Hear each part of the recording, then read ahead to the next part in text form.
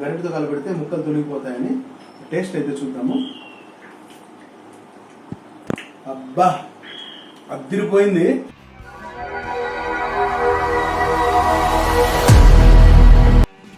Hello YouTube మిత్రులారా, welcome to ఎంజెస్ vlog. ఆదివారం వస్తే చాలండి, మా నెల్లూరు మినీ బైపాస్ రోడ్ అయితే మాత్రం చేపల అంగళ్ళతో కలకల్లాడిపోతుంది.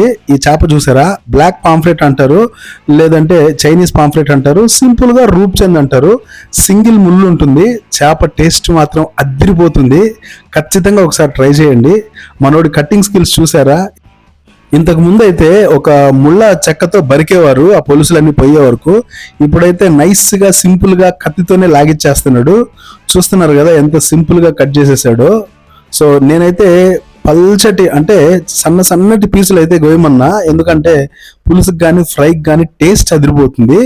సో అలా మా వాడు పొట్టతో సహా కట్ చేసి మంచిగా నేను అడిగినట్లే సన్నటి ముక్కలు అయితే గోసిచ్చాడు. సో ఈ చేప గురించి చెప్పుకోవాలండి, ఇందులో కొంచెం ఫ్యాట్ ఎక్కువ ఉంటుంది, బట్ ఆ ఫ్యాట్ అయితే గుడ్ కొలెస్ట్రాల్ కిందకే వస్తుందండి. ఎందుకంటే ఫిష్లో ఉండే ఫ్యాట్ ఒమేగా 3 ఫ్యాట్స్.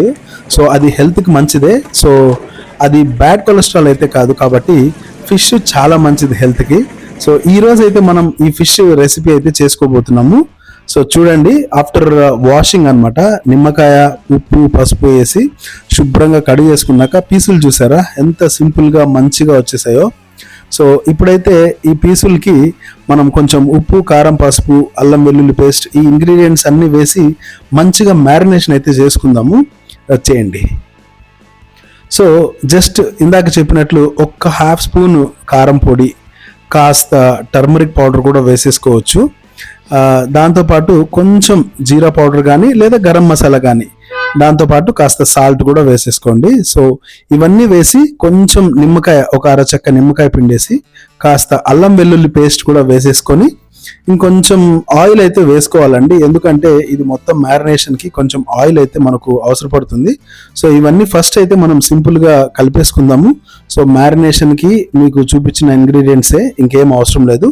కాస్త ఆయిల్ పోసుకుంటే చేప బాగా ఊరుతుంది ఆ ఉప్పు, కారం, మసాలాల్లో. సో అలా మంచిగా మ్యారినేట్ చేసేసి ఒక 1 అవర్ పాటు ఫ్రిడ్జ్లో పెట్టేసుకుందాం. సో ఇంకా మిగిలిన ఇంగ్రీడియంట్స్ అయితే మామిడికాయ కంపల్సరీ. సో కొత్తిమీర, కరివేపాకు, అలాగే కాస్త పచ్చిమిర్చి, ఒక 1.5 టొమాటో కానీ లేదా 1 బిగ్ సైజ్ టొమాటో కానీ తీసుకోవాలి. దాంతోపాటు కొంచెం చాప్డ్ ఆనియన్స్, ఒక నిమ్మకాయ పండంత చింతపండునైతే బాగా కలిపి రసం తీసి పెట్టుకుందాము. సో ఇప్పుడైతే 1 అవర్ మ్యారినేషన్ అయిపోయిందండి. చూద్దాము ఎలా ఉందో ఫిష్. సో చూస్తున్నారు కదా, చక్కగా మ్యారినేట్ అయితే అయిపోయింది, ముక్కకి అన్ని సమంగా పట్టేశాయి. సో ఇప్పుడైతే మనము ఎంచక్క కూర అయితే వండేసుకుందాము. ఇప్పుడు మీరు చూస్తున్నారు కదా, ఈ ఫిష్ అయితే రేట్ కూడా తక్కువే పడుతుంది, పోషకాలు మాత్రం ఫుల్గా ఉంటాయి, పిల్లలు కూడా ఈజీగా తినచ్చు, ముళ్ళులు అనేటివి ఉండవు, టేస్ట్ సూపర్గా ఉంటుంది, కాబట్టి పిల్లలు కూడా బాగా ఇష్టపడతారు. మనం కుకింగ్ ప్రాసెస్ అయితే చూసేద్దాం, వచ్చేసేయండి. సో ఫిష్ కర్రీ కాబట్టి కాస్త ఆయిల్ ఎక్కువే పడుతుందండి. సో ఆయిల్ కాగానే కాస్త జీరా, ఒక 4 మెంతులు అయితే వేసుకోవాలి. మెంతులు కంపల్సరీగా వేసుకోవాలి. అవి మంచిగా వేగంగానే కాస్త పచ్చిమిర్చి, దాంతోపాటు చాప్డ్ ఆనియన్స్ కూడా వేసేసుకొని చక్కగా కలిపేసుకుందామండి. ఈ చాప్డ్ ఆనియన్స్ మంచిగా మగ్గిపోవాలండి కూరలో, ఎందుకంటే కూర కంప్లీట్గా బ్లెండ్ అయిపోవాలి. కూరలో మనకి ఆనియన్, టొమాటో వస్తే కొంచెం ఇదిగా ఉంటుంది కదండి, పెద్దగా లైక్ చేయరు కొంతమంది.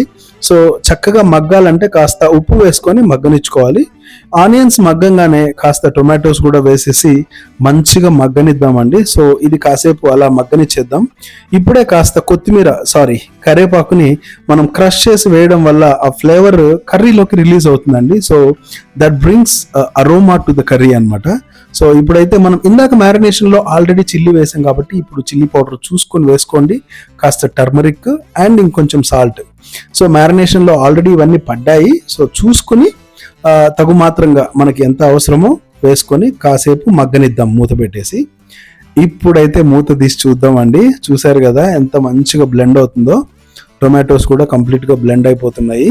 సో ఓ మంచి కలర్ వచ్చింది. ఈ టైంలో మనము మన మామిడికాయని అయితే వేసేసుకుందామండి. సో మామిడికాయ దీంట్లో ఏగడం వల్ల కాస్త ఉప్పు, కారం, మసాలాలు దీనికి పడతాయి.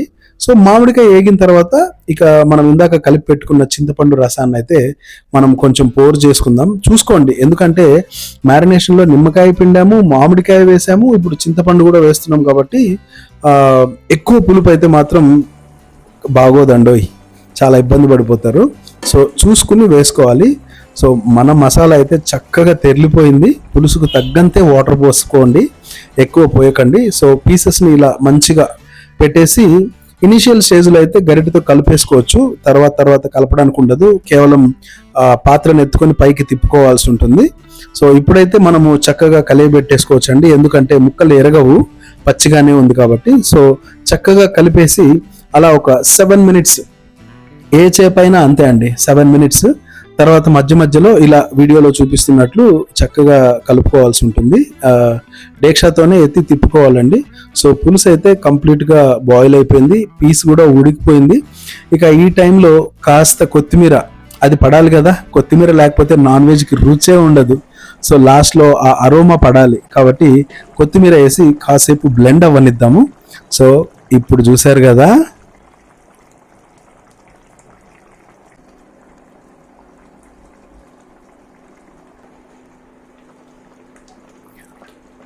వావ్, కంప్లీట్లీ కర్రీ అయితే అయిపోయింది. చూస్తున్నారు కదా ఎంత టెంప్టింగ్గా, అప్టైజింగ్గా, చూడ్డానికి అట్రాక్టివ్గా ఉందో. పీసెస్ కూడా మంచిగా ఉడికిపోయాయండి. సో కర్రీ అయితే కంప్లీట్ అయింది. అబ్బా అదిరిపోయింది.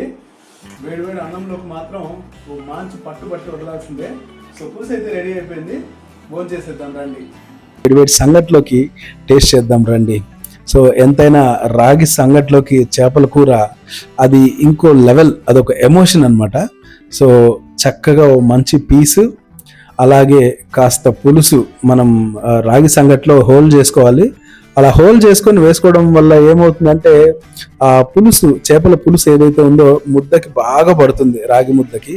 సో అదండి. ఇక మామిడికాయ ముక్క మర్చిపోతే అలా మామిడికాయ ముక్క కూడా వేసుకొని మంచిగా కాస్త సంగటి తుంచుకొని చక్కగా దాన్ని మెత్తగా కలిపి ఓ రౌండ్ ముద్ద చేసి కాస్త పులుసులో జలకాలాడించి ఓ చిన్న మిర్చి, అలాగే మామిడికాయ మర్చిపోకూడదండోయ్, కాస్త మామిడికాయ గుజ్జు, అలాగే మన రూప్చంద్ వారి చేప ముక్క, అలా అన్నీ కలిపి ఓ ముద్ద కలిపి నోట్లో పెడితే ఉంటుంది. అబ్బబ్బబ్బబ్బా, వేరే లెవెల్, నెక్స్ట్ రేంజ్ అండి. టేస్ట్ మాత్రం పీక్స్. మీరైతే ఖచ్చితంగా ట్రై చేయండి. ఇంకా ఏ రెసిపీస్ కావాలో మీరు అడగండి, నేను చేస్తాను.